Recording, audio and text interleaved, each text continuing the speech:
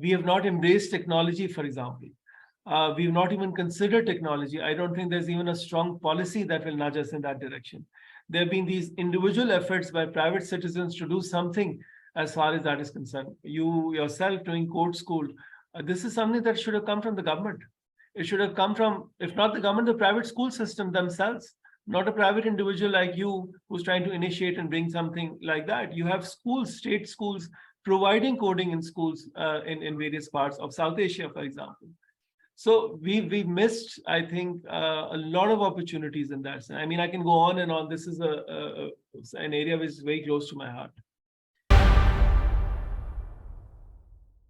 Hi, I'm Sadaf, and welcome to Coffee with Code School. I am super excited to welcome Taimur Bandey. He's a renowned teacher, administrator, IB advocate, and has spent over 2 decades in the education space. Taimur, why don't you give the viewers a little background about yourself?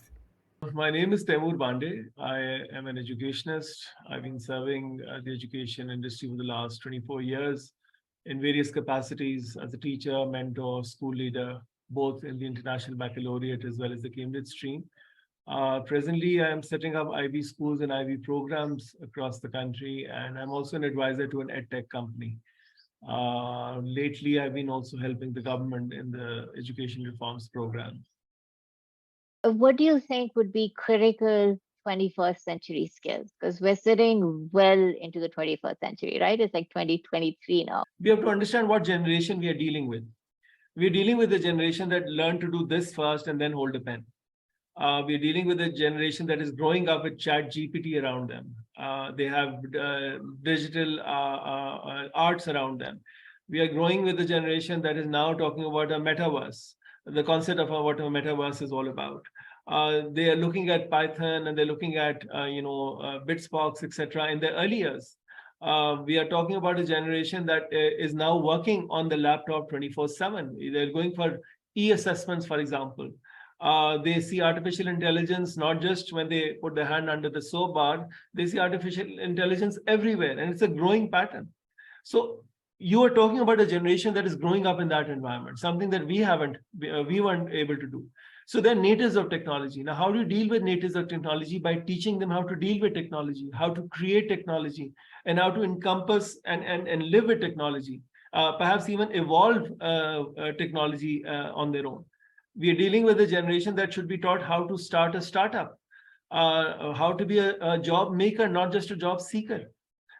So it's a very different mold that we are talking about. So considering this generation that is going to go into the practical world in, say, another 15, 20 years, the world is going to be extremely different by 2043. So go back to 2003, 20 years ago, the world was very different. Now imagine 2043, we are preparing a generation for that and beyond. So what do we teach them? We don't teach them the current skills that we've learned. We have to teach them very, very different skills. So the 21st century skills, which will also evolve in the next 5-10 years, you will have new skills which will come up thanks to technology. So what do you give them? You don't harp on the content. You give them the concept-based education. You give them the skill-based education. So you teach them problem-solving skills, for example, and not make them learn and rote learn the methodologies of mathematics, like the different theorems that we used to rote learn. They need to understand who Pythagoras was.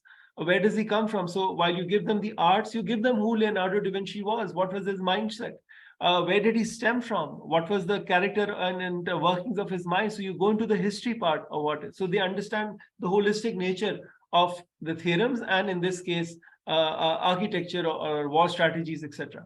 So we are dealing with the generation that needs to go into concept-based learning, which means that even if you have to cut down the cost, the content, for example, you need to broaden the concepts of the people, because we have to prepare them for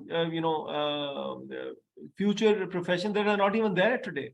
And most of them will perhaps go out of business. Now we are talking about 20 years down the line. So in 2023, who could have thought that there would be certain professions back in 2003? We couldn't. And here we are. Look at the pace of development of technology. So that's a generation that needs to be very well equipped. Also remember, whether we are in Pakistan or anywhere else in the world, they are global citizens. We have to register that in our minds. So we are no longer preparing them for Lahore or Punjab or Pakistan. We are preparing them for the world now. And sitting in Pakistan, they are dealing with parts of the world that they've not even seen on a map, for example. They don't even know exists. So that's the market that we are catering to. thanks to technology, you've seen that happen. People sitting in those small shops in Mumbai are preparing work for Hollywood out there in the West. These coders sitting in Bangalore in small suburbs in a close-knit locality are doing work for Europe and European markets. So the globalization that we see now is on a very different scale. It is not the globalization that emerged a few years ago. It has taken on a completely new dimension. So that dimensional change has to come in. So what do you teach? Then you teach not just coding, you teach them artificial intelligence, you teach them augmented reality, you teach them all these skills that will enable them. So what skills come in? Problem solving skills, emotional intelligence, for example. These are skills which are 21st century, but I think extremely apt for this generation to learn. What is collaboration, etc. They have no idea. Also remember, this is a generation that has unfortunately been too accustomed to the internet, too accustomed to technology. So, the traditional ways of learning have to be revisited. The classroom practices have to be revisited. Just the other day, we had a debate where a big segment of the parent body were opposing ChatGPT. And the logic was that it's going to be very easy for a child to copy. And we won't know because there are no Turnitins and there is no way to check on it. So I said, yes, we will not know, but then we have to assess them differently. We have to change our assessments. As simple as that. We can't shut our eyes. I remember the protests that were happening when calculators were introduced. I've seen pictures of teachers protesting on the roads, parents protesting on the roads when calculators emerged. You're saying exactly the same thing. In a few months, not even years, in a few months' time, this will be something extremely normal. So here we are shutting our eyes to technology. So change your assessment, change your attitude, change your classroom practices. Don't shut your eyes towards technology. So whatever policy that you will now make, coming back to your question, has to encompass all that we've discussed. And this has to be the part and parcel of what, so like I said, even if you have to reduce the content, the concept-based learning idea has to go up. Looking at where we are in Pakistan today, right? There are more young people in the population than ever before in the history of the country. Schooling systems obviously are playing an integral role in maximizing the potential of our human capital. So, what do you think are some education, management, policy, or curriculum bottlenecks that we really need to address? I think this is an ignored segment, and I've written about it also in the newspapers as well, that we are sitting on a huge talent pool. And it's something that we don't even realize. I mean, if you look at the data and statistics, with 65% of the population less than 25 years of age, and growing, by the way, considering our birth rate that we have in this country, there's a phenomenal base of the population, especially of the female workforce, that we have completely wasted and continue to waste. Now, I would not count even some very upstream private sector universities because of the poor quality that they provide in these universities, that they don't even know how to make a resume, how to do presentation, what is research. They don't know interview skills. Zero counseling for these guys. So, and obviously it's very expensive to get into these places because the private sector is earning a lot of money, and thousands of students are churned out almost every semester. So I won't even count them in college. So imagine the pool then we have in terms of youngsters that we are wasting. Unfortunately, that's not been priority, and there's been no policy as such. We've had interventions. We've had very different and varied forms of interventions, but those have been sporadic. We've not had a consistent goal, for example. At least there's a goal on paper. I've read something when I was working with the government, but nothing solid and nothing was targeted. There were no signpostings and there were no plans how to initiate, how to reflect, etc., etc. So we are going as in when it's like on a daily basis. So it's a day-to-day living as far as the education sector is concerned. Suddenly someone comes up and thinks about something and we say, yes, that's good, and then move in that direction. The exposure, the intervention that we've had have come in the shape of single national curriculum, where the government, central government, tried to revisit. And I think for the first time, the private sector was allowed to have a voice, have some sort of an input in the kind of education policy. Although there was a lot of criticism, I myself was one of the biggest critics of what they were doing, but at least there was debate. And I was just happy with the fact that for once this country is talking about the education policy and the education curriculum in this country. So that was the one bit of intervention, but we can talk about the pros and cons of that. But what that exposed us to a lot was that, the kind of pathetic approach that governments have, the kind of inefficient people who are running the education ministries, the textbook boards that we have, the kind of facilities we provide for these publishers and printers in this country, the kind of schooling that we have in this country in terms of the facilities that these people have, the kind of resources, the lack of resources, one would say, the lack of teacher training, which is in a really dismal condition. And that varied across province to province. Agar aap jaye, you'll see that there's a huge discrepancy in what is happening in all these provinces. So in principle, my argument against single national was, apart from the content that they were printing in terms of religiosity that was coming in, bigotry, misogyny through printers, of course, it is not the role of the central government after the 18th Amendment. It's a provincial subject. So although the federal government was giving us a minimum core, which is prevalent across the world, I think the minimum core should have come from the provinces instead of the federal government telling us what the minimum core should have been. But having said that, like I said, just the fact that there was debate, there was research, I think that was one of the strongest interventions from everyone, from all the stakeholders that one had in education. Otherwise, I think it's a completely wasted opportunity. And the reason I say wasted is because if you look around, and I won't go to Europe, I'll just talk about our own region, the countries that have been more progressive than us. There's been, there's now a widening gulf. I think they're light years ahead now, especially considering their focus, their content development, their approach is all in a very programmed way in that particular capacity. We have not embraced technology, for example. We've not even considered technology. I don't think there's even a strong policy that will nudge us in that direction. There have been these individual efforts by private citizens to do something as far as that is concerned. You yourself doing code school, this is something that should have come from the government. It should have come from, if not the government, the private school system themselves, not a private individual like you who's trying to initiate and bring something like that. You have schools, state schools, providing coding in schools in various parts of South Asia, for example. So we missed, I think, a lot of opportunities in that. I mean, I can go on and on. This is an area which is very close to my heart. What is the big problem in the education space today? Is it policy? Is it a lack of discourse or debate or qualified interventions or unified interventions? Is it the fact that STEM and tech has not been introduced and is still, in very early stages of being rolled out? And it's perhaps, even if we get the policy on that right, the implementation is a whole different beast altogether, right? And so, what do you think is going to be the big problem going forward? I think the right people at the right positions are not there. They're missing.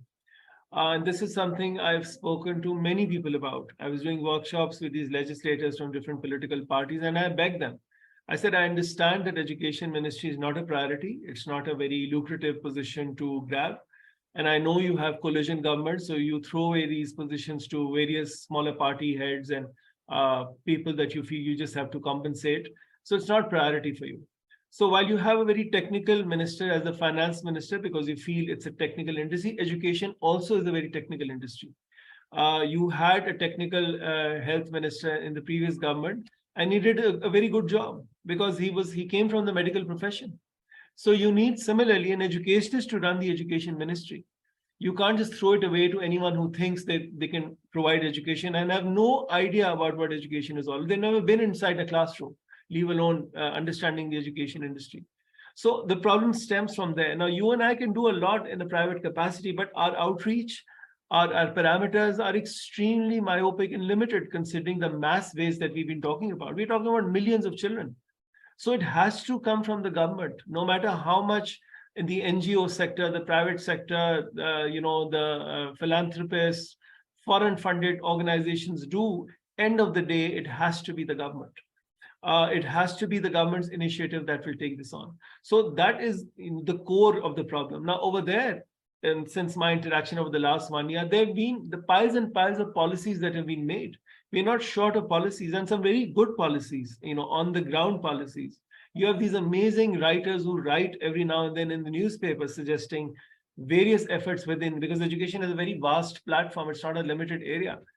Yet there's no taker for that. There's nobody who reads them, nobody who understands the policy because they're not technically sound. So while there is a bureaucracy that works under the minister, they too, I feel, do not comprehend what is happening.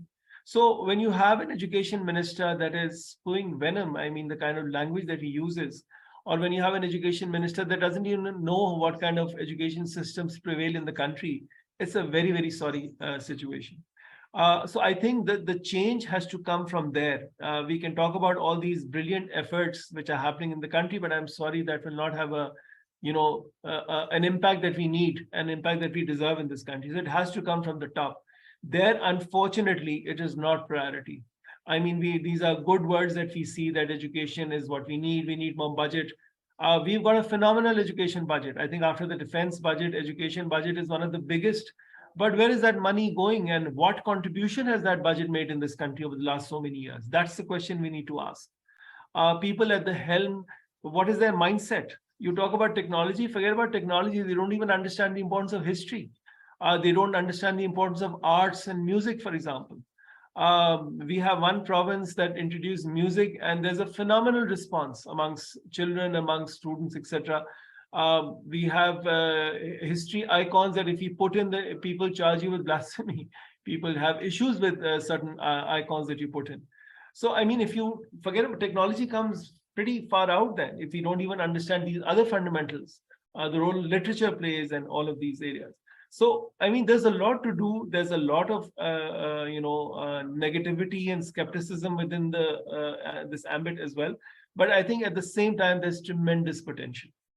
And there's tremendous potential of anyone who wants to do something right at the top. And I'm talking about the government here. And my sort of pilot projects have been these private sector models that have come up every now and then, here and there across the country, littered across the country, reporting success. So why can't the government aid that system? Why can't the government take that on? And I'll repeat myself, technology is no longer an option. This is something we have to dwell into. In fact, I mean, after these private schools, for God's sake, forget about after school clubs. This is not after school club content. This is part of the curriculum. This is part of their learning journey. It has to be taught under the timetable. You have to assess them. You have to, give them resources to prepare. There has to be assignments and homework, projects done.